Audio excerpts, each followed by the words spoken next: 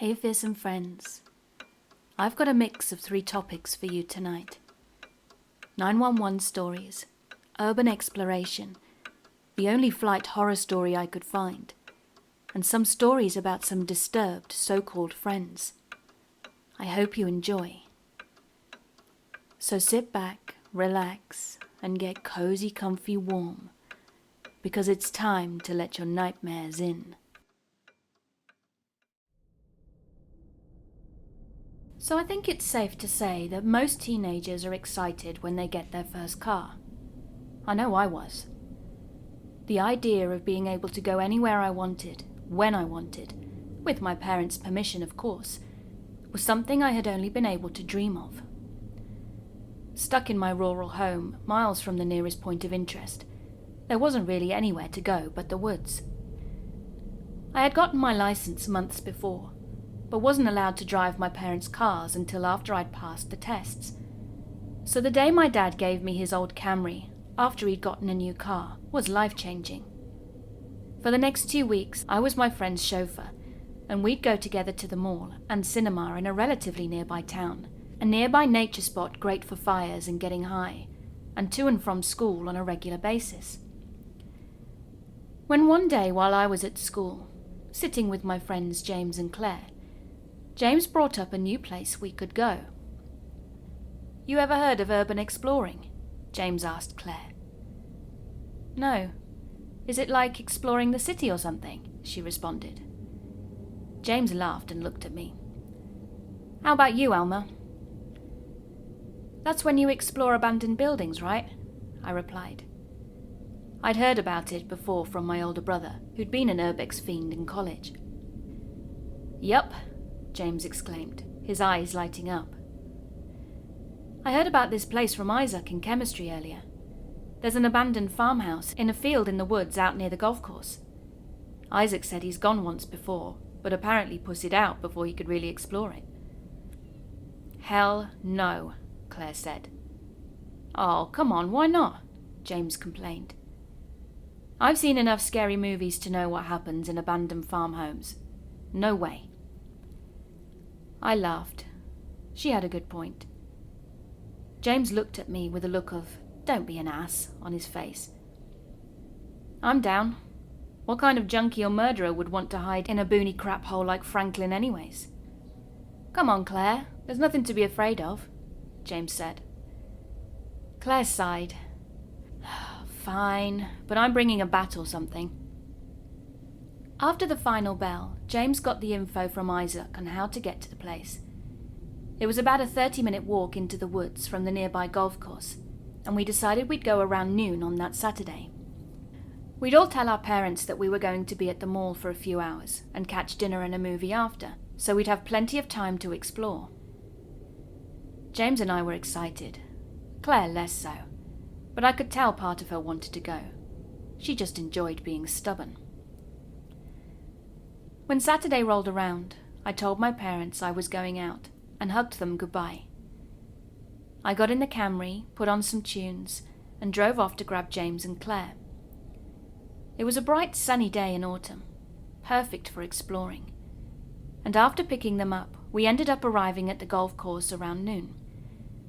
The air was stale and cool, and the sound of dry leaves scraping against each other in the wind filled the atmosphere as we made our way through the woods.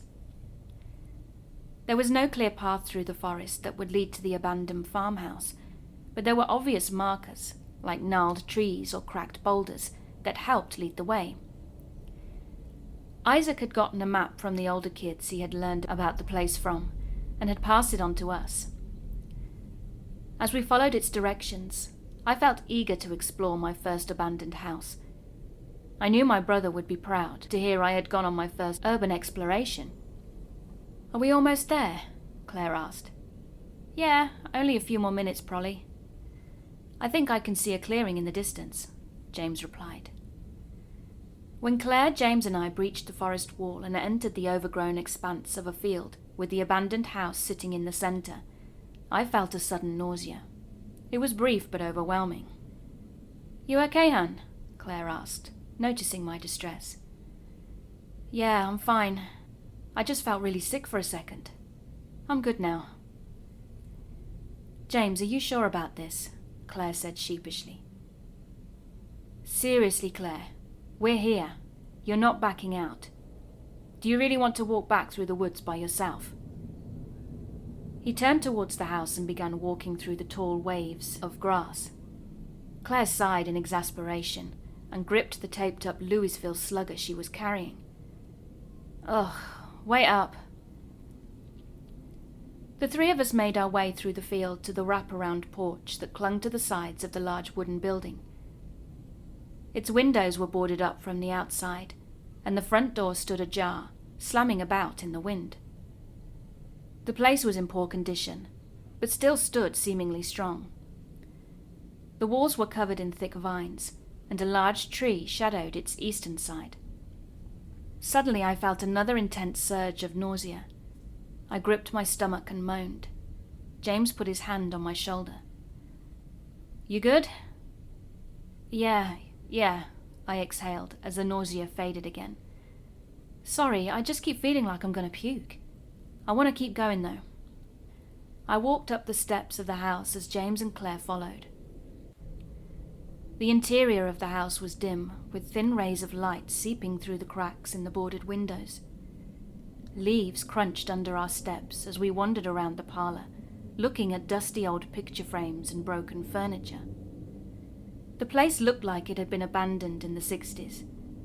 Its old floors creaked beneath my feet as I examined a photo of an attractive young man standing with his parents. I heard James enter the hallway and slowly ascend the groaning staircase. Hey, be careful, the stairs are old, I shouted to him. I know, I could hear him say from the stairs. Claire and I continued looking around the first floor. This place gives me chills, she said. It doesn't look like anyone's lived here in nearly 30 years, I replied. I hope not. I don't want to run into some crazy hobo, she said. In Franklin? Why would a hobo come to Franklin? There's not even a train station nearby. I don't know, just... Suddenly we could hear James's heavy footsteps as he ran to the stairwell. Alma, I need you to come up here now, James shouted with quivering panic in his voice. My heart sank, and again nausea welled up from within me. What is it? Just please come here. Claire and I ran up the stairs and followed James into a dimly lit room at the end of a hallway. As soon as I entered it, I too began to panic. What the hell? Are those pictures of me? I exclaimed. Oh my God, I could hear Claire whisper in shock. The walls of the room in which we stood were plastered in endless photos and Polaroids of me. They were all candid shots from various points of my life. Baby photos through my parents' windows, pictures of me swimming in my neighbor's pool when I was in kindergarten, photos of my family and I eating dinner at a restaurant in Disney World, pictures of me sleeping in my room. Whoever took these photos had been following me for years, even to places I'd traveled. Short phrases like love you and want you and need you were written on the collage of photos in lipstick. Strewn about the floor were things of mine that had gone missing over the years. Stuffed animals, baby spoons, sippy cups, training bras, socks, earrings, and so forth. I was overwhelmed with a sense of dread that permeated my whole existence, haunting me to my core. That's when the door slammed shut downstairs, followed by heavy footsteps through the hallway. James, Claire, and I all began shouting over each other in our panic. The only way out was back down the stairs, but we could hear the footsteps begin to climb to the second floor. Close the door, I shouted over to James, and Claire's frightened clamors. Claire sprang into action and slammed the room's door shut, James running over to a heavy wooden wardrobe, which he then shoved in front of the doorway. We have to get the boards off the window, Claire yelled as the heavy footsteps in the hallway approached the room. James and I immediately ran to the window and began kicking the rotten boards until they tumbled down the slanted roof of the porch. The room began to shake as whoever was on the other side of the door began to bang on it with intense ferocity and rage. As soon as there was an opening big enough to climb out of, I shouted, "Go, go!" and we all jumped onto the roof of the porch. As the three of us jumped from the roof onto an old rusted truck and onto the ground, we heard the wardrobe crash to the floor and the door slam open. I didn't turn back to look. We just ran. We managed to make it back to the car in what felt like half the time it took us to get there, our breaths short and our hearts racing. I unlocked the car and we all jumped in, locking the doors behind us and speeding off. "We're going to the police right now," I exclaimed. No one argued with me. They stayed silent as we hurried to the police department. Somehow, in our haste to get out, Claire managed to rip 3 photos off the wall that were clear creep shots. These were invaluable in getting the police to believe our story. We gave them the map and 2 officers went off to investigate. We waited at the station, all of us in shock, but particularly me. It was like my life had changed in an instant. I'd had some sick guy following me, observing me and admiring me for years, with some sick obsession and an unclear end goal. Strange sounds at night I had heard in the past, weird scratching on my window, things I had put off as coincidences or typical sounds for a rural home, suddenly seemed much more sinister. I was shaking in my seat as we waited for my parents to come and for the cops to find the house. The cops radioed back that a large fire was spreading through the woods near where the clearing was on the map we had given them. The burning was successfully controlled, but the abandoned farmhouse was eradicated in the inferno. There was no evidence left, no leads to follow. My family believed me and had seen the photos Claire had taken from the room, so we packed up and moved closer to my mum's family, a few states away not long after. I began seeing therapists for the trauma of what I had seen, but even with their help, my incessant fear remained. I was always looking over my shoulder and making sure to draw the shades in every room I was in, regardless of what floor I was on.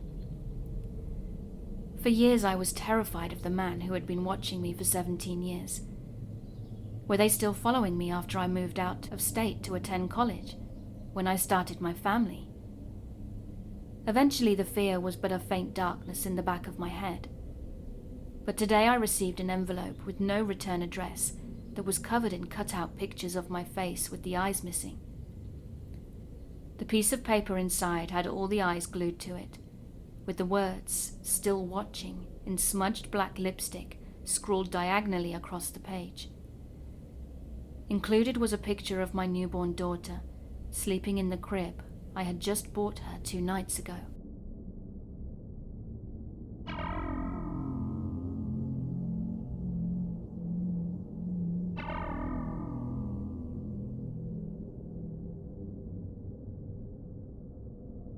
"3 years and 11 months. I started this job straight out of college, all baby-faced and bright-eyed. I found a job where I could help people, and I was decent at it. I've had my fair share of death calls, infants, kids, teenagers, adults, the elderly, all varying types of deaths. Hanging, bicycle accidents, car crashes, unknown medical conditions, etc. I've heard loved ones screaming, crying, pleading for someone to not leave them, and I've heard someone resigned to finding them long dead. I've heard them in complete shock, not able to comprehend what they are witnessing. And then there was you. 3 years and 11 months. You called and couldn't breathe. You could barely tell me your address, and I heard the wrong apartment number. You confirmed the one I heard, and in hindsight, that slowed the medics and officers down only by a minute. I immediately re-listened and gave them the one you'd tried to say first, but could that minute really have helped you? I don't know, and I might never know. "I think I'm dying," you said. and you repeated that at least 4 times, even after I told you I wouldn't ask you questions, just so you didn't have to try and speak. Help was already on the way. Go unlock the door, then sit down, I told you, and you managed to do it, even being so short of breath. But then you dropped the phone, so I called your name. I think you'd passed out, but I can never be sure. I heard your breathing become labored, but in a different way than it had been before. Then it started to slow down. I called your name again and updated the medics that you weren't responding. Something was wrong. Then your breathing stopped altogether. All I could hear was your TV playing in the background. 5 minutes had passed. That's how long I sat on the phone with you not responding, until the medics arrived and asked for a better apartment number. I hung up only to re-listen again, as I didn't want to leave you. I have been a 911 dispatcher for 3 years and 11 months, but I'm brand new at this. I have at least 50 death calls in my career, if not more, and I was the angel of death, the crap magnet. But I am brand new. I recently moved away from the center I had come to know and grow in, and moved to a new area, only restarting my career journey a month and a half ago. My trainer was behind me the whole time, ready to jump in if I'd fumbled, but luckily my past experience meant he didn't need to help much. You were my first. In all the calls I have had so far, pain, sorrow, anger, fear, death, you were the first that I had to listen to die, knowing there was nothing I could do for you. You were alone, and I wouldn't know what I had listened to until more than 30 minutes later. But instinctively I already knew that you were gone. I can count on one hand the times I've had to step away from my desk, and you now join that hand. Please don't be mad. Are you mad I screwed up the apartment number? Are you mad that you decided to call me just to die? Are you mad that they didn't get there sooner? Can you forgive me? Can I forgive myself? I'm glad it was you he got to speak to last. My new co-workers are amazing, and more than one said this to me. But I can't help but think the opposite. Wouldn't it have been better if you had spoken to a loved one, a friend, or someone you knew? I heard you die, alone. Even if you blame me, even if I blame myself for a time, I won't quit. Not now. Not when I have to work even harder to make sure the first responders get to someone as fast as possible. I will heal with time. You will not. I have more time to spend with my husband, my dogs, my family. I don't know who you had, but they mourn your loss. I need to help more people. Not to make up for you, because if I have to be the last voice someone hears, I know I can handle it. You have shown me that.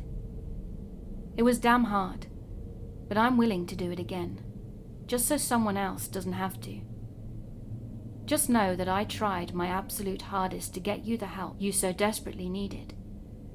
Please forgive me. Not for making a mistake, not for anything I could have done differently, but forgive me for healing. I can cope by using dark humor. That way I don't turn to drugs or alcohol or adultery. My jokes, my laughter are not at your expense.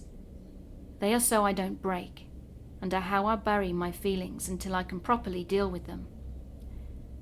I killed you. I know for a fact I did not kill you. That is just how I deal with death. So instead of saying, I'm sorry you died, I say instead that I'm sorry I killed you. For some reason it makes it easier to process, just like the inappropriate comments and laughter. For those like me, you are not alone and never will be. Not like he was, or so many others will be. We are strong. We are family. We are 911.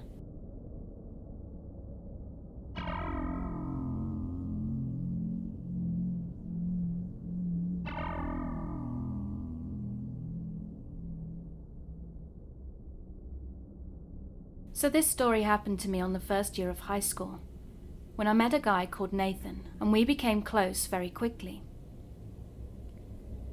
We were both introverted and shy, so we understood and were comfortable around each other. I admired him greatly, because he was the sweetest and the most respectful boy I'd met, and he always made sure I was okay, always asking my permission before touching me anywhere, before doing anything that might make me uncomfortable. We became more and more close as time went on, and he was very handsome, so everyone thought we were together as a couple. A lot of girls were into him, and I thought I was too, and I was. But we were just friends at that point. However, we started flirting a little bit, but we're both young and shy, being only 14 years old, so nothing much really happened. But the next year of high school, he moved to another city and we stopped talking. Not because we stopped liking each other, but just because life had made it this way. After a year, we started talking again, and we were both very happy to be doing so. We'd talk on Snapchat, and even started flirting a little bit again. He decided to go back to the city where our school was, and asked if I wanted to hang out with him. I was totally up for doing this. As I said before, he was very respectful, and I trusted him implicitly. So we saw each other twice and everything went well. We had a lot of fun together and I felt very safe. But when he had to leave to go home, he asked me to come with him, as him and his friends were having a party. I said okay, as I knew a lot of his friends. We'd all gone to school together, and I went to his city, which was far away from my home. Obviously there was alcohol being passed around, and Nathan and I were laughing about how quickly I'd become drunk. But I was totally fine about it around him, because I knew he would look after me. So it was around 10 p.m. when I'd started drinking, but I hadn't had so much that I wouldn't know what I was doing. I was supposed to be home the following day, and I didn't want to be vomiting in my friend's car. However, I don't have any memories of the party, except the fact that I danced with Nathan and anything that happened at the beginning of the night. In the morning I woke up in a room, but I don't remember if it was the place I fell asleep. I felt sick like I'd never felt before, and it was really hard for me to move. I was almost paralyzed. I was eventually able to stand up though, so I sat on the bed. Then I looked over to the window that was next to me because I'd heard some noises. And that's when I saw all the people who were supposed to be driving me home were leaving the house. I tried to shout out to catch their attention, even if the window was closed, but I was too weak to focus on anything. I went back to sleep again because I was feeling really ill, and woke up a bit later, but I was still very tired. I looked for my phone but couldn't find it anywhere, which was weird because I always kept it with me. But I supposed it was maybe in the other room where the party took place. I was still very tired and a little bit sick, so I laid in the bed and closed my eyes again, when a few minutes later I heard Nathan entering the room. He reached out to me to check if I was okay, and I don't know why, but I kept my eyes closed and didn't move. I had my back to him, so he couldn't see my face, but I guess he supposed I was asleep. But when he left the room, he locked me in. I started to panic, because why would he lock me in? I didn't focus on it though, because I trusted him. But at that moment, I had a weird feeling. I rested a little more until I woke up and knocked on the door from the inside. Nathan opened up, and I asked why he'd locked me in and why his friends had left without me. He explained that he'd locked me in the room because he didn't want his brother to bother me, and that I was still very drunk.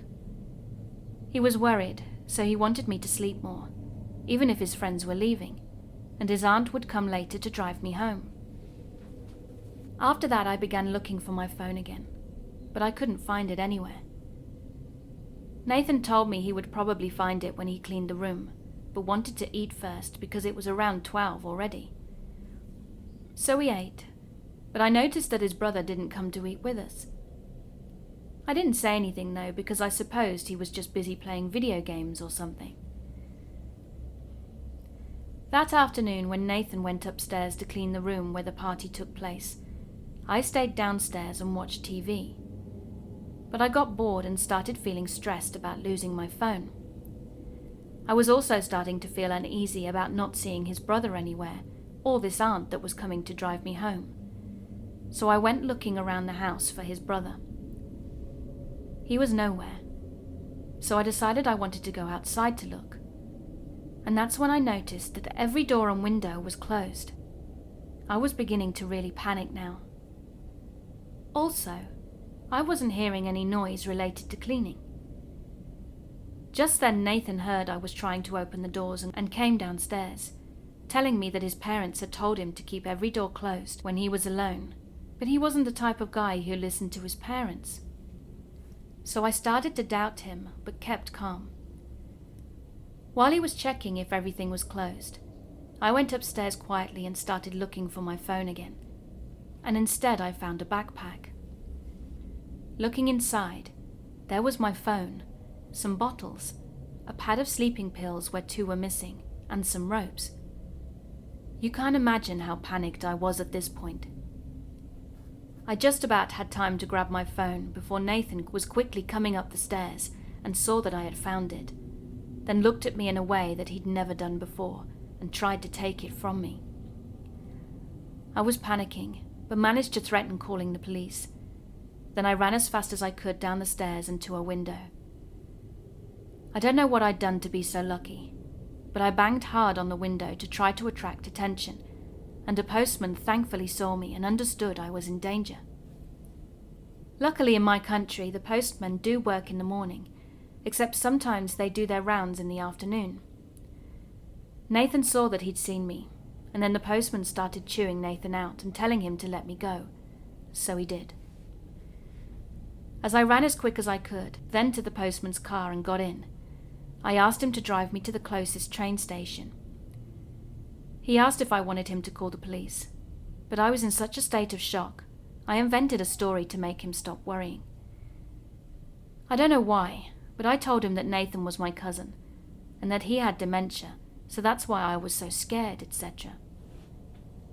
I went to see the police a few days later, and they told me I had probably been drugged to be as sick as I was, and they took care of the case. I won't say anything about what happened next, but I'm fine now, and Nathan got what he deserved. I also want to thank the postman, because he saved me, and he was very kind. I'm very grateful for what he did for me.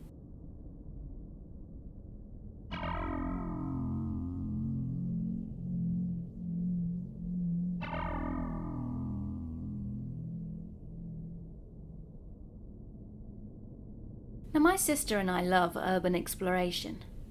So one day we went to Detroit, because there was an abandoned zoo on Belle Isle that we wanted to check out. Once we came to a pretty cool little covered bridge in the park, we decided to stop at it, where there was this guy there, just kind of hanging out. He was very well dressed, friendly looking, and he started talking to us, casually asking where we'd come from and where we were going. He mentioned that he was a photographer, and when we asked where his camera was, he said it was in his vehicle. As he was talking, he really liked to emphasize how he was married and had children, but there was no ring on his finger, and he seemed particularly interested in my older sister, who was a blonde bombshell. I'm a short brunette, and I'm not sure if this is relevant, but it was pretty clear he was mostly interested in talking to her.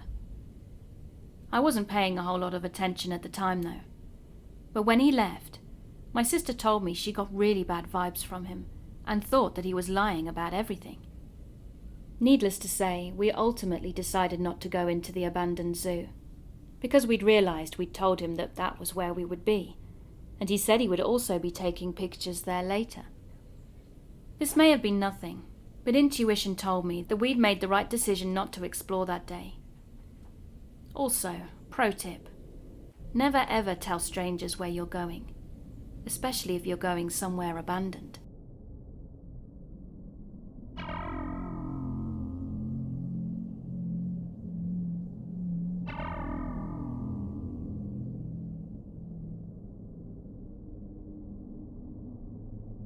So I'm a 911 dispatcher, and this last Thursday night, I took a call from a woman who was screaming, "Oh my God, no, please don't, and stop," over what sounded like loud bass in a car engine, but she wasn't answering any of my questions. I stayed on the line regardless and spent over 6 minutes trying to get any info I could, until I heard a male voice call her a bitch for calling the cops, then hung up the phone. I pinged the phone, but it was moving fast through multiple jurisdictions, and by the time I got the results on the first ping, it was already out of our venue. I then checked any previous history on the phone number, but there wasn't any. I ran the phone through a database that we use to cross-reference information on phone numbers, names, criminal records, and restraining orders, etc. But nada.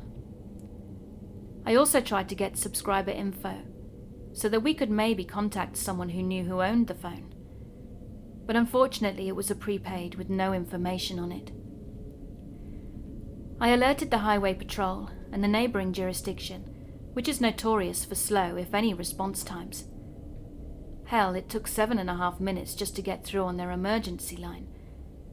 But without a vehicle description, it's pretty unlikely they're going to do anything about it anyway. I mean, what are they supposed to do? Pull over every car, truck, or SUV with loud bass in a particularly high crime area? I continued plotting the recurring pings that I'd set up, but they all stopped in one of the worst parts of that neighbouring jurisdiction within a radius of 800 meters, basically 3 blocks containing at least 18 buildings and some with multiple floors. I tried calling the number back a few times, but each call went straight through to voicemail. Then my shift ended and I went home. Now, I don't usually take calls home with me. Work stays at work is my motto. But with maybe 1 or 2 other exceptions, I shake it all off at the door, get into my car, and go be a good dad and husband. But this one in particular is sticking with me no matter what. I could tell you what it's like to listen to a child tell you about his mum being beaten to death by his dad in front of him. I went to court to testify about that call. And I could tell you about listening to a family die screaming in a fire after an accident. I can tell you that someone reporting an overdose happening in front of them has a particular note of desperation, unlike any other call. What it's like to hear someone commit suicide on the phone with you, or try to comfort an adult who just found their dead parent. I've listened to a mother scream as she realized she'd accidentally killed her infant. And I've talked to frantic parents whose children were abducted. I've been at this job for a while, and I can tell you about the time I talked to a 15-year-old who'd been shot and left for dead in a field because he'd tried to sell his older brother's weed. He survived, thankfully. And I can even tell you about the guy who had been stabbed and died on the phone with me 20 seconds before officers and paramedics pulled up. Those were all rough calls too, but at least I had some resolution to them. But this one, no, and I probably never will. Was it a woman being raped, murdered, kidnapped, all of the above? I have no idea. It could have been a particularly disturbing song and a pocket dial for all I know. But was she found? Did she report what happened to her after? Is she dead in an abandoned building? I've no clue. Is there someone frantically searching for her right now? Did I ever meet her? Maybe. I'll never know. Not knowing is the hardest part of this job, and I go from the start of one emergency to the other in seconds. Question, dispatch help, hang up and repeat. And in the rare case something really bothers me, I can usually ask the officer via his computer how it went. But I think I've only ever done that 2, maybe 3 times. However, this call, I'll never know how it ended or what happened. I did everything I could, only for it to mean absolutely nothing anyway. Now I'm sitting at home on my days off. My baby is crying because of teething, and my wife wants to tell me about some story or other that she'd read on Reddit. And our taxes are due as I'm behind paying them by a day or 2. But all I want is to go somewhere quiet and drink bourbon until I'm not stressed anymore. That's a bad route to go, though. I've seen others do it, and I'd never forgive myself for letting my family down like that. So instead, I'm a little quieter than usual, and maybe not as attentive as I'd like to be. But I'll be fine in another day or two. Just gotta suck it up and go back to work tomorrow. 15 years until retirement.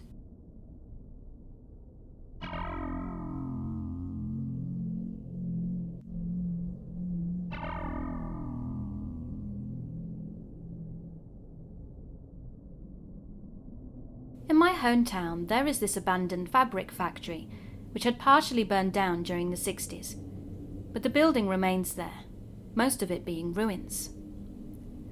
Some of the walls have fallen down, and there's tall grass everywhere. But the main building of the factory is still standing together with a big chimney, and there's a small shack that must have been built later on, because it doesn't seem to be so old.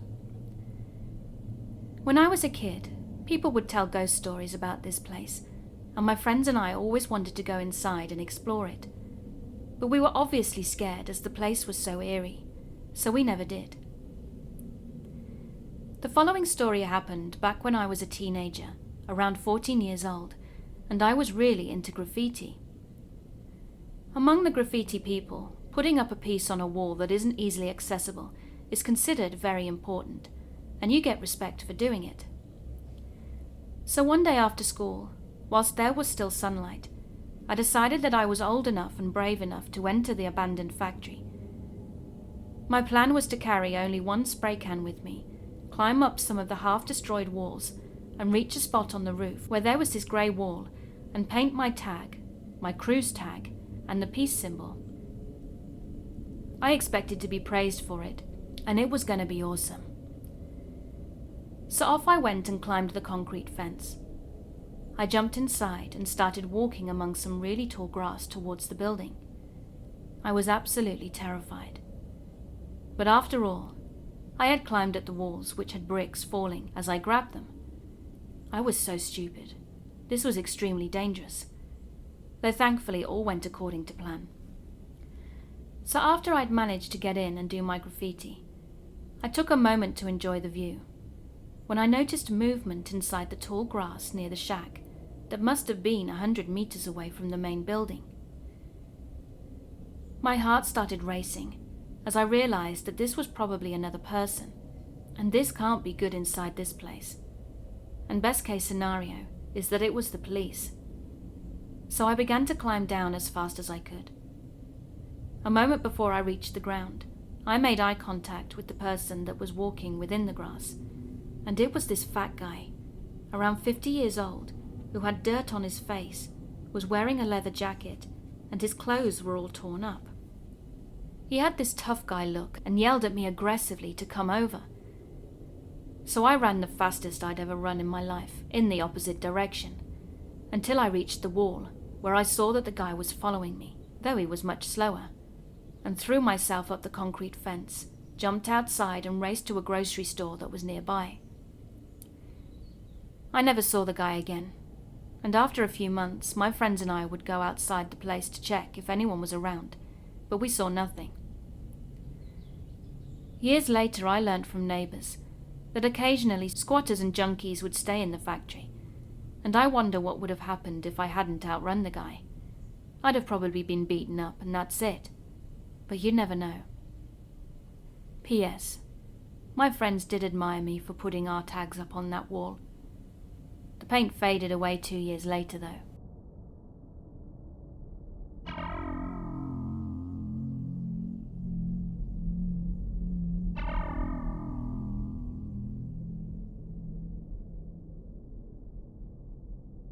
So I was on a 3.5-hour flight with Air Transit from Calgary to Toronto, and there was an elderly lady sitting next to me.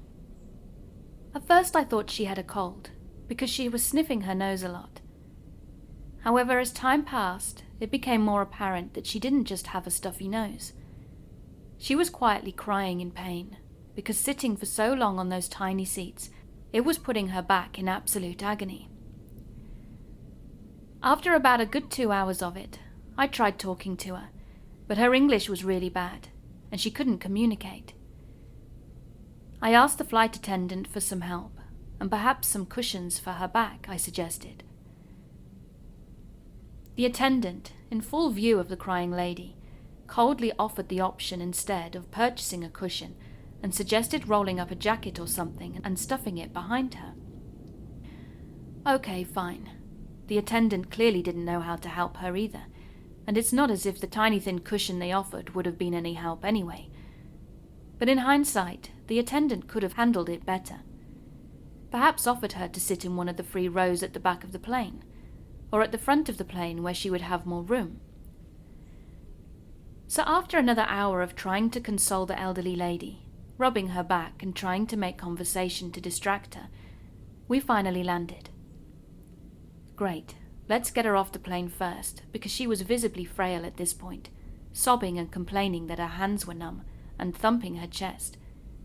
Maybe her heart was not so good after that ordeal. As soon as the plane stopped after landing, I stood up and tried to get her luggage out of the upper compartment first, when suddenly the flight attendant came over, aggressively urging me to sit down, as if I'd committed some sort of a crime. No big deal, I thought, and tried explaining to her that this old lady was having a really hard time, as she'd been suffering for the entire flight, and I was just trying to get her stuff and get her off the plane first. The attendant said she would take care of it, and for me to sit down, so I complied. But the attendant didn't even talk to the old lady. She just went to the back of the plane, never to be seen again. When we were finally allowed to stand up and leave, and everyone in the plane was now standing up and leaving, there was no sight of the flight attendants anywhere, and the old lady was having really bad gag reflexes, shaking her hands and just weakly sobbing. Other passengers were also getting very worried, as the flight attendants were nowhere to be seen. So we, the passengers, tried to expedite the old lady out of the plane to a wheelchair and fresh air, and we got stopped at the door by one of the attendants, who told the old lady to stay there, sit down, and they would handle it, whilst doing nothing to console or help her in any way.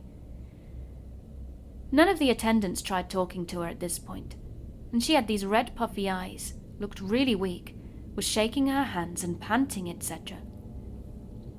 At this point, the sheer traffic of the other passengers leaving urged me out of the plane, so I continued my journey home with a heavy heart, not knowing what had happened to her.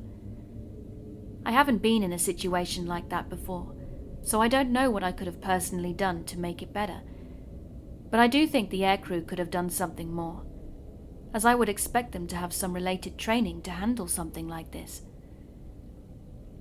The lady was Syrian, 78, travelling alone, with a daughter that would pick her up at the airport, and going to Mississauga. I hope you made it home all right, old lady. I'm really sorry for what happened to you.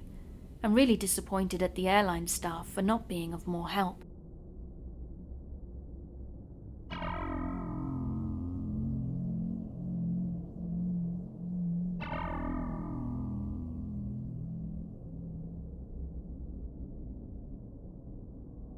Believe it or not, the scariest moment of my life occurred because of my best friend.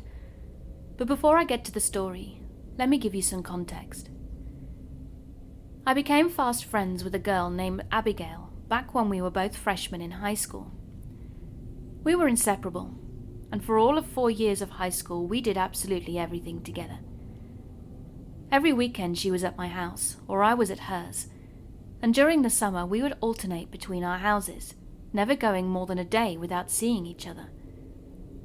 Our parents eventually gave up trying to get us to do anything apart, and even let us tag along on each other's family vacations. However, over the course of our friendship, I learned that Abigail had a major flaw. She was insanely, competitively jealous. This wasn't your run-of-the-mill jealousy. She would get crazy jealous if I got a cute boyfriend. And the key word there is cute. If I dated a guy she didn't think was attractive, she wouldn't get jealous at all. But if I did, it would manifest in getting angry at me for spending any time without her. As we got older, her jealousy made her extremely competitive with me over guys, and if I met a cute boy, she would swoop in and try to steal his attention. Abby, as I called her, was gorgeous. She had jet black hair, which was naturally curly, and it fell down her back in perfect ringlets. She had the biggest blue eyes I have ever seen, and she also had curves and a gorgeous smile. I, on the other hand, was insecure inside and out, and was by no means shy, but I never considered myself to be as attractive as Abby. I was kind of chunky and dressed modestly, because I hated the way men stared at my chest. For me it was no competition, as Abby was the prettiest. When guys would hit on her, I just thought, that makes sense, because she is gorgeous and is good at flirting. But I didn't have enough confidence to flirt myself. I had a huge personality that I hid behind, and thought all of my guy friends were just that, friends. Because of this, I naively allowed Abby to bat her lashes and swoop in on guys I was into. But looking back, it's obvious that these guys gave Abby attention because they knew she would put out. But I digress. On to the story. It was the end of our senior year in 2007. Abby and I had been the youngest employees at a fancy restaurant for the previous 3 years, so several of our co-workers, who were slightly older than us, surprised us with a hotel party the night of graduation.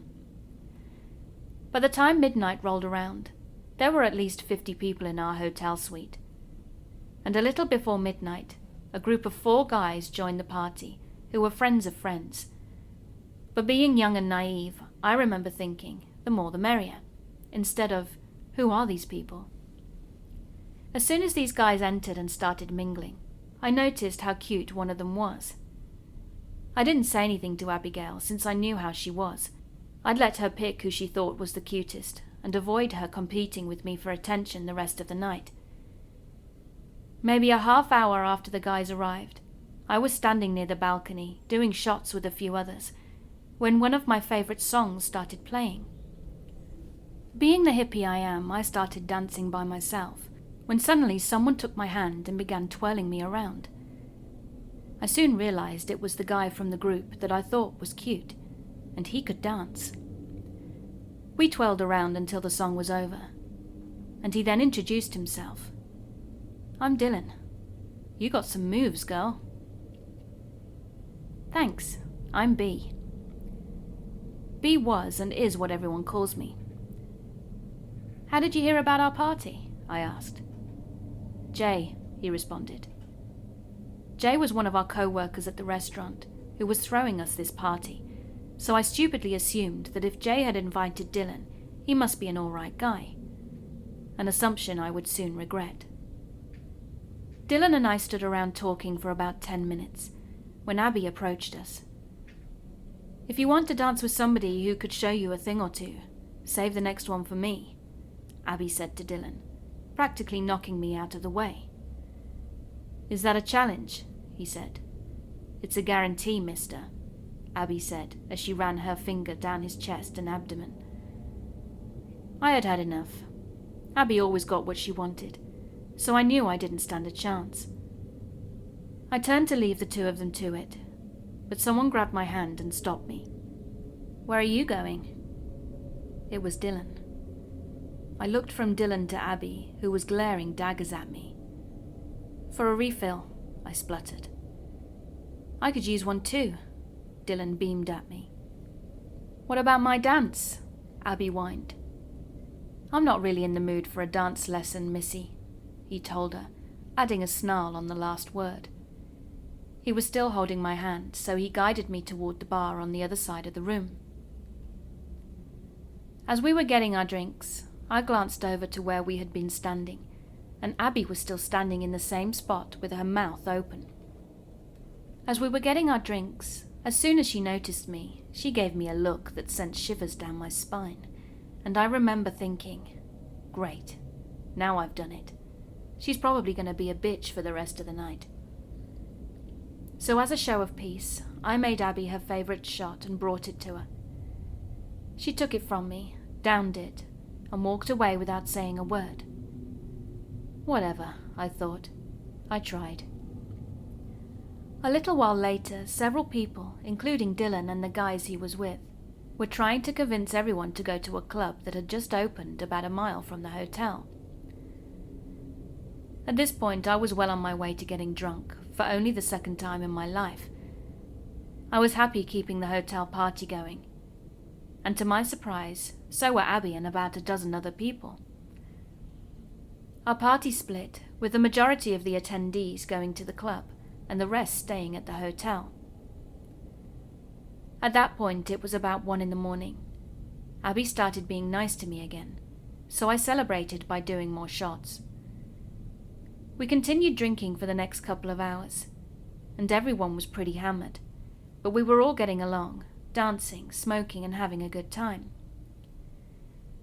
Around 3 a.m., some of the partygoers who had gone to the club returned to our hotel room to finish out the night, and this included Dylan. Over about 20 minutes, our party regrew from about a dozen to somewhere around 30 people.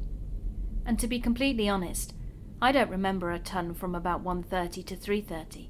As I mentioned before, I was drunk for only the second time, and I was trashed. This was the first time I had ever truly let myself loose. But what gets fuzzy in my memory, other more sober attendees filled in the gaps for me. This next part I can remember in vivid detail. At around 3:30, I was going to the bathroom. Alone, because I'm not one of those females, and all I remember is washing my hands, when suddenly there was someone behind me, grinding hard up against me. In my drunken state, I was confused at first, because I thought I had locked the door, and wondered how one of my friends had gotten in. I finally clued in, though, that it wasn't one of my drunk friends messing with me. It was a guy. In fact, it was Dylan. "Finally. I've been dying to get you alone all night," he slurred, clearly way more drunk than before the club. "What are you doing in?" He cut me off by spinning me around and sticking his tongue down my throat. I shoved him, trying to get free of his grasp, and he just clung to me harder. I tried to yell, but he swiftly covered my mouth and got us both to the floor before I knew what was happening. I bit his hand as hard as I could. When he recoiled, I used my legs to kick him off me, but I couldn't get out because my kick landed him up against the door. This enraged him. Dylan balled up his fists, and his predatory grin spread across his face as he said, "I always love a fighter." Then the next thing I knew, we both crashed into the bathtub, and my eye hurt really bad. But I kept thinking, just kick, bite, claw, and punch anything you come in contact with. So I did just that, and somehow became free of him and the tub. Then just as I was about to grab the door handle and make my escape, he grabbed me from behind, and I screamed for the first time. I don't know why it took me so long to find my voice, but I got one loud scream out before he covered my mouth again. Suddenly the bathroom door flew open, and in walked Abby. Dylan immediately let go of me and told Abby we were just messing around. She told him that Jay wanted to leave soon, so he better get out of there if he wanted a ride with him. Dylan casually strolled out of the bathroom, and Abby shut the door behind him. As soon as the door closed, I burst into tears. My clothes were torn, there was blood running out of my mouth from where I had bitten him, and my eye was rapidly swelling.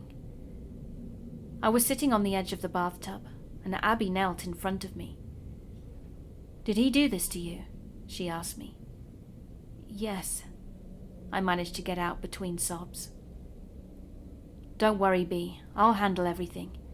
You just stay in here and I'll take care of Dylan, okay?" I nodded my head and Abby left the bathroom. I moved to the floor and leaned up against the bathtub, then heard shouting in our room and a lot of scuffling. I assumed Abby was handling everything as she had promised, and I buried my head in my lap and waited for Abby to come tell me that everything was okay and Dylan was gone. I looked up then, because I heard the door open and was paralyzed with fear, as there was Dylan standing in front of me. He locked the bathroom door, turned to look at me, and said 7 words that still haunt me to this day. "Abby said you needed me in here." I was terrified and heartbroken at the same time. Abby said I needed him. Oh my God, she sent him back in here. My best friend sent a predator back in the bathroom with me because she was jealous. She chose to send my attacker back in for another round as payback for him not being into her. Dylan then reached down and grabbed my ankle, yanking me across the floor and beneath him. I remember thinking, I'm not about to lose my virginity like this, and I'm not about to be a victim. If this asshole is going to take what he wants, I'm not about to make it easy. I then had an idea. I relaxed beneath him, making him think I had given up fighting him off, and he was ripping my clothes the rest of the way off, when I saw my opportunity and kicked him in the face as hard as I could. Once again, Dylan's body was blocking the door, so I ripped the hairdryer out of the wall and began beating the crap out of him. As he shielded himself from my blows, he writhed away from the door enough that I could slip out. To my shock and horror, our hotel room was empty then, and not a single person, not even my best friend Abby, was there. I would come to find out later that when Abby left the bathroom to go handle everything, she told everyone the cops were there. So naturally everyone bounced. I panicked and grabbed my purse from the closet and ran out of the room. I was barefoot in my underwear and ripped tank top, had an eye that was swollen shut, plus more alcohol in my system than I had ever consumed before or since. From this moment on, my memory gets fuzzy again, and the last thing I remember clearly is running from the hotel room. I don't remember anything from my drive home, and I lived about 30 minutes away from the hotel. By some miracle, I actually made it home in one piece. I woke up the next day black and blue all over, and everything was sore and bruised. The first person I called was Jay, my co-worker who'd thrown us the party and had invited Dylan. I asked him how well he knew Dylan, and he said he went to high school with him, and they are hangout friends, meaning he had partied with him a lot, but they weren't very close. I then told Jay what had happened, and he was appalled. He assured me he had no idea Dylan was like that, and kept apologizing for inviting him, but then started making excuses for him. Jay said that when Dylan had come back from the club, it was the most messed up he had ever seen him. He said, "I know my boy likes to party, but I've never seen him be that tore up. He must have done something heavy at the club." "I don't care what he did at the club. That asshole assaulted me," I snapped back. Jay just kept making excuses, so I ended the call, then took a shower and replayed the night's events in my head. Why didn't I make sure the door was locked? Why did I drink so much? How could Abigail do such a horrible thing to me? She's supposed to be my best friend. I called my other friend and co-worker, Jamie, who helped Jay throw us the party.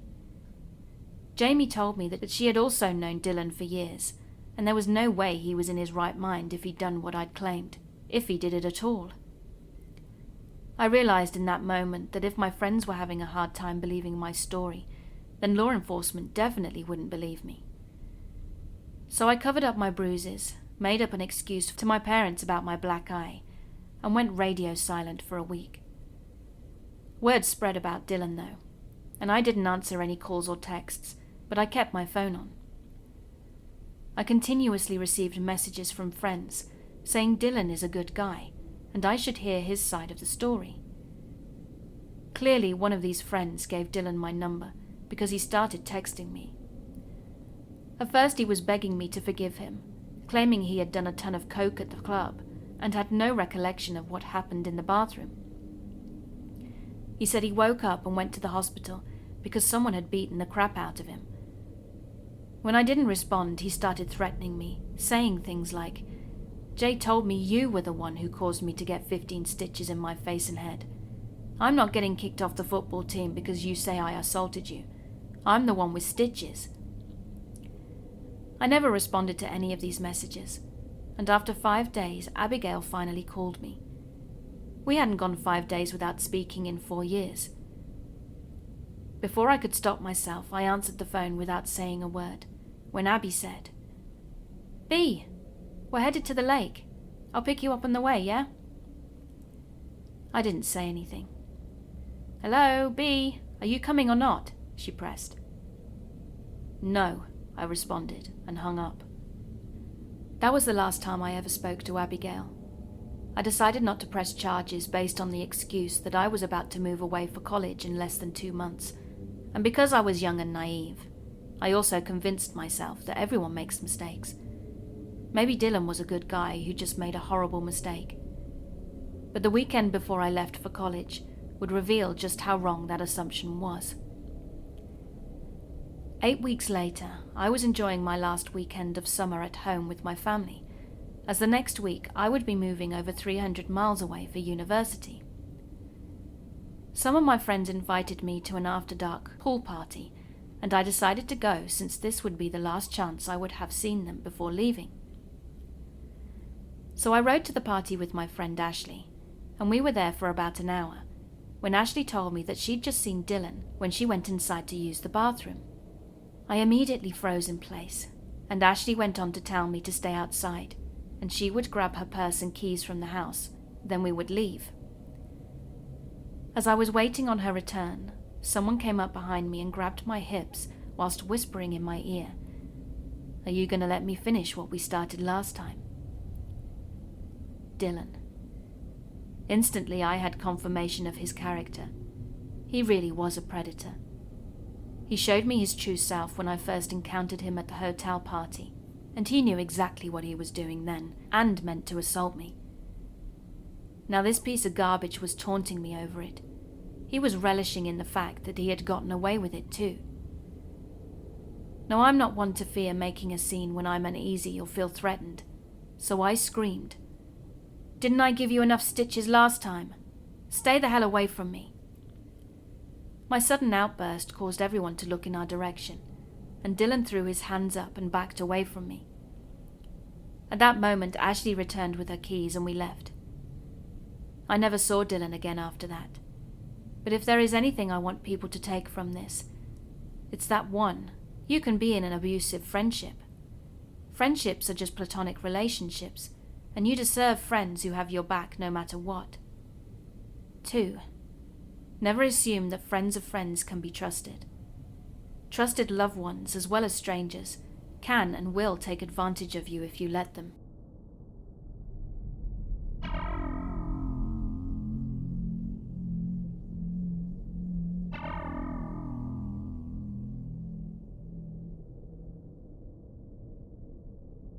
So I'm a relatively new dispatcher, and I've been working for about 1.5 years in a small town. I work 4 10-hour shifts, and for 3 of them I'm alone for the entire shift, working police and fire. In the last 1.5 years I have never lost someone, and for some reason my suicidal subject welfare check calls have all been false alarms. My medical calls for EMR were always able to get them stable enough to wait for an ambulance, thankfully. But those calls were few and far between to start with, all turning out okay, so I was still very green in that respect. Until about 2 weeks ago, when I had someone from out of state call in near hysterics, because a woman, let's call her M, who lived in our town, was sending cryptic suicidal statements via text, but no one knew exactly where she was. M had made statements about not being far from home, and something about a cemetery where she was going to hang herself. The family member who was receiving these texts said that M had made a suicide attempt about a month prior, but law enforcement intervened and saved her life. I called the last person M had seen, and then called every person M was known to associate with for her vehicle description, clothing, mood, and anything else that could help me. I also started a ping on her cell phone, had officers checking all the local cemeteries, and requested help from the sheriff's office when the ping was located outside our jurisdiction. Eventually, the sheriff's deputies found M unresponsive in a cemetery about 2 miles south of the ping, but it was too late. It was the first person I had ever lost, and I beat myself black and blue replaying all the calls in my head. Everything everyone said and everything I'd done. Did I do everything correctly? Was I fast enough? What if I had been faster? Did I miss something that could have helped her find her in time? We had a picture of her in our system, and I dreamed about her face for at least a week. Tonight I got a call from a suicide hotline, advising of a male with a knife walking through town with the intent to end it all.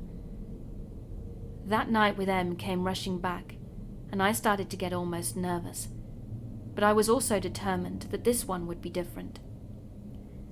I pinged the phone and got officers moving, then looked up his file to see where past incidents had occurred, for maybe a clue of a residence.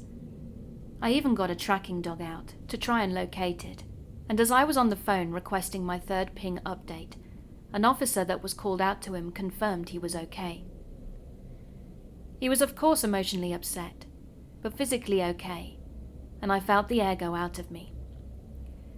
Once they'd cleared it then, I had an officer come in and watch the comm, so I could step outside, and that's when I felt like a weight had been lifted off of me. I saved this one, and I felt like crying.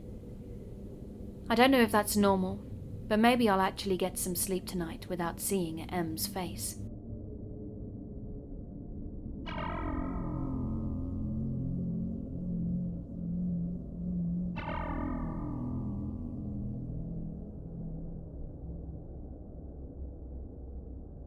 Now, I never thought I would be one of those types of people who were paranoid about things that made no sense. Things like lizard people, shadow people and the like, and I always viewed them as cute, scary stories. I paid attention to the urbex stories because that's something I've always enjoyed. Well, did enjoy anyway. Yesterday I was exploring an abandoned mental institution alone. Stupid of me, I know, but I figured I could run from any encounter that struck me as strange or dangerous. So I was walking through the place when I noticed something odd. I had been there before, but this was the first time I saw some pieces of paper on the ground. Picking them up, I noticed that it was handwritten, a speech of sorts. Figuring this was going to be bait for a trap, I looked around the room for any cameras or anything else unusual, but I couldn't find anything at first, though I had that being watched feeling. I walked into a room with some better sunlight and read the letter, and it said, "Hello. The patients here feel that if I am going to suggest exercises to help them with their paranoia, then I should do them too. So while they write their letters explaining their delusions through their own words, I figure I should write something meaningful. A confession. I am not from here, as you would term it. Well, technically yes and no. For the past 8 years, before I took this job, the real Stephen Harris was a psychiatrist, as am I. But on the day of our birthday, I was able to nab him. He is safe, in a manner of speaking. Nothing on this world can hurt him, and he is still alive. He is not incapacitated in the traditional way. Every day since I took over his life, Stephen has watched me in the morning and at night, helpless to stop me from living his life. Ironically, the sleep paralysis he was so proud to have overcome was the sole reason why I couldn't make the switch. I'm not a bad person. I live his life to the best of my capabilities and to honor our legacy. But I'm not from this dimension. I am from a mirror dimension. For years we watch you go through your ablutions, or claim to go through them. We stare at you as you stare at what you believe to be your reflection. And after a while, we figured out we could cross over. But our forms were indistinct and warped like a funhouse mirror. Our presence would instill such fear that it would override the flight or fight instinct. People would wake up and we couldn't act. The moment contact was made, our victim would be able to fight back. The night Stephen overcame the sleep paralysis, I slipped through the mirror and carried him to my dimension and left him there. I know this seems hard to believe, but consider some of the everyday sayings you have. Opposites attract. Can't really get more opposite than a mirrored reflection of you, can you? This also reflects on how we can interact with you. What is the opposite of calm sleep? Frightful terror.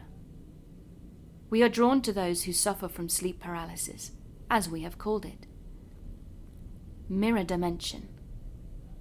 Come on, that one is easy. Ever wonder why sometimes when people blink and if you take a photo at the right time, do you honestly believe the photo and reflection with different eye states, blinking or not, is real? We just slipped the timing up. We aren't evil. We just want to live on this side of the reflection. Do you know why people say eyes are the windows to the soul? Look very carefully at your reflection's eyes. If they are angry, then you have swapped. It is very minute, but you can see it. Not all who get swapped even realize it. This is why some people are paranoid. They aren't in their home dimension.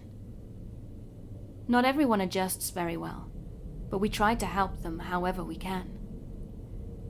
It was after reading that I remembered one detail that I could never quite comprehend. This place had been abandoned for years. So how are the mirrors still intact?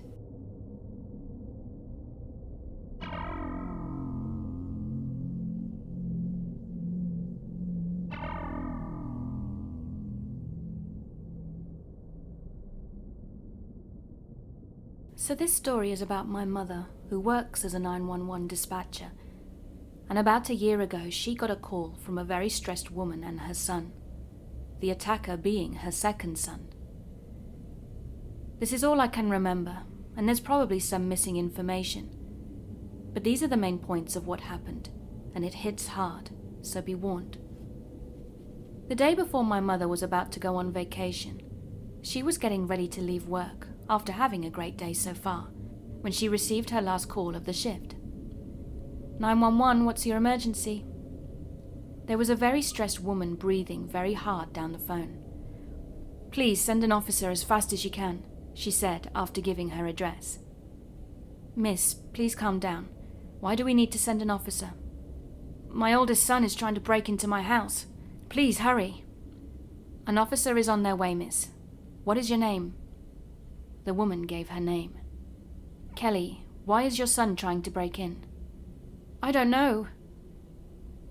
You could hear the phone drop and the door being broken down as Kelly began to scream. Little noises could be heard. Then later on you could hear the police sirens and the other person in the background. Her other son was crying and screaming. Mum, please, Mum, don't go.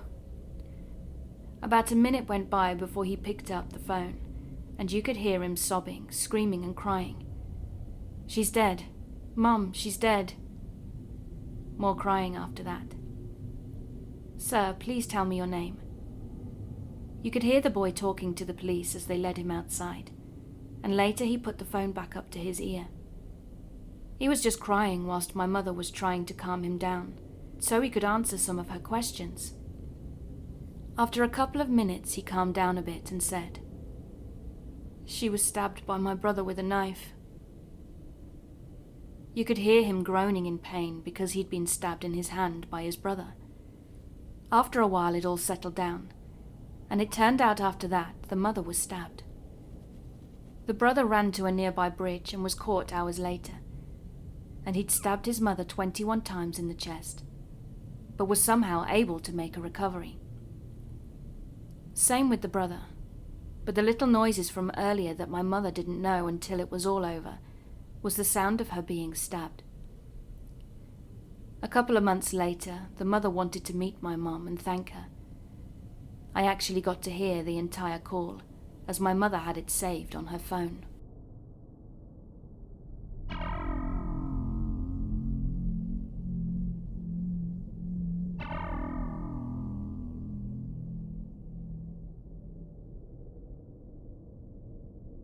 I've made a previous post here about a car accident, and since then I've decided I'm going to quit my job as an EMT at the end of the month. I just don't think I can last much longer in this job, and some of these stories I'm about to tell you just bother me too much. I decided I would share some particular incidents that upset me the most, to maybe get some relief by getting them off my chest. The first story is about a call I received around 6 a.m. for an unresponsive infant. We got to the scene, and the mother rushed me into the infant's bedroom. I picked him up immediately to move him onto the floor to perform CPR, but I could tell straight away there was no chance of survival. It felt like I'd picked up a doll or mannequin, as there was absolutely no movement at all, and he was cold.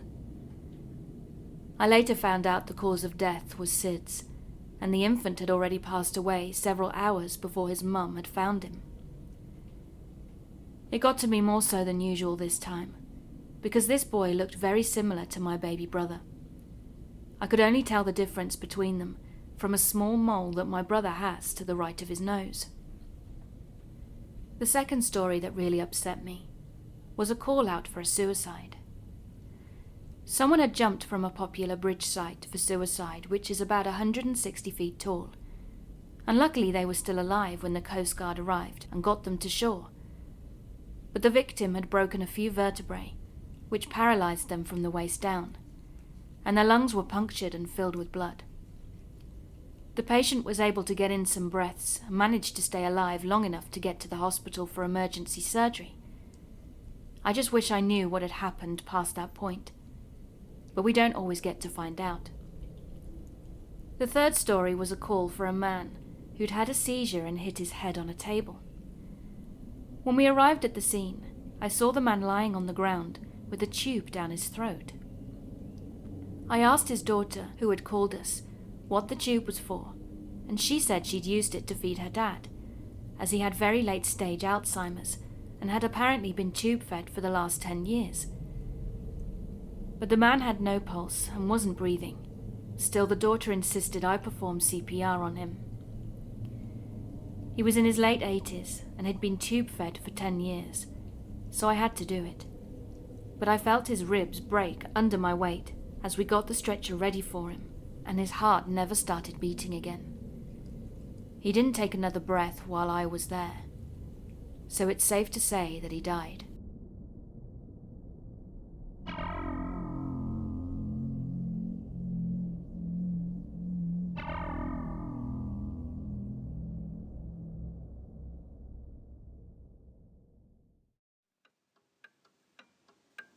Hey, thanks for listening. I hope you enjoyed my video. And if you did, could you please give me virtual hugs by subscribing and clicking that notifications button. I also have a Patreon page and YouTube channel membership if you'd like to support me further. Thank you again for being here. Keep being creepy.